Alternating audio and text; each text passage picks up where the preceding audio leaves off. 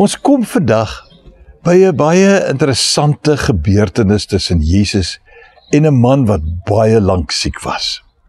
En ek gaan enkele verse uit Johannes 5 lees om hierdie gebeurtenis weer te gee. Vers 1, ons sien dat daar eintlik in vers 1 die inleiding was, hoe hulle by die bad van Bethesda gekom het en die man daar gesien lê het. En dan van vers 5 en 6 lees ek, Jesus het toe 'n sekere man, wat al 38 jaar lank siek was, by die bad van Bethesda sien lê. En hy het geweet dat hy al baie lank siek was. Toe vra hy vir hom, wil jy gesond word? Nou weet ons die Here Jesus het tog verwag dat hierdie man sal sê, asseblief, ek sukkel, ek kan nie gesond kom nie.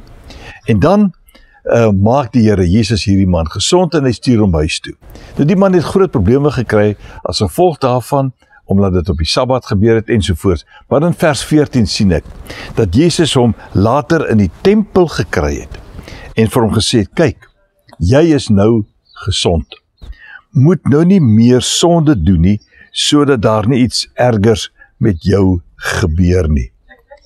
Nou, die arme man, 38 jaar siek. Hy moet nou hoor, jy is gesond, moenie meer sonde doen nie, want dan kan daar dalk iets ergers met jou gebeur. Wat wil die Here Jesus eintlik vir hom sê?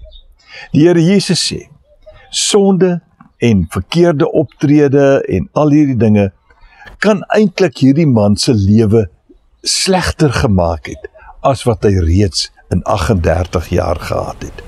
Om bloot siek te wees is erg genoeg, maar om as gevolg van sonde en oortredings teen die wil van die Here te ly, is erger.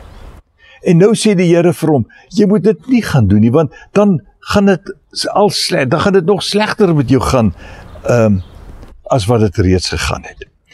En ek dink nie ons verstaan altyd, watter bevoorregte posisie ons is, omdat ons sonde vergewe is, omdat ons nuwe mense is, omdat ons gesond gemaak is deur die Here, fisies en geestelik, is ons gesond. En daarom moet ons probeer om weg te bly van verkeerde dinge. Want dit is nie die moeite werd om as gevolg daarvan sieker te word as wat jy was nie. Dink daaraan. Kom ons leef reg.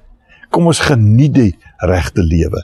Kom ons wees voorbeeld daarvan en ander kan ons volg. Loop mooi.